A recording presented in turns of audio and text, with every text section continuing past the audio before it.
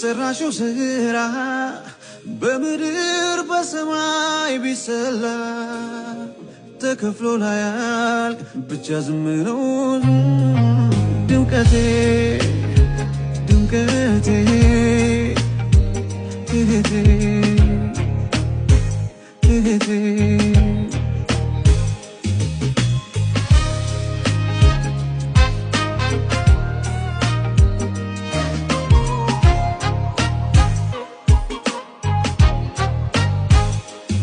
የናቴው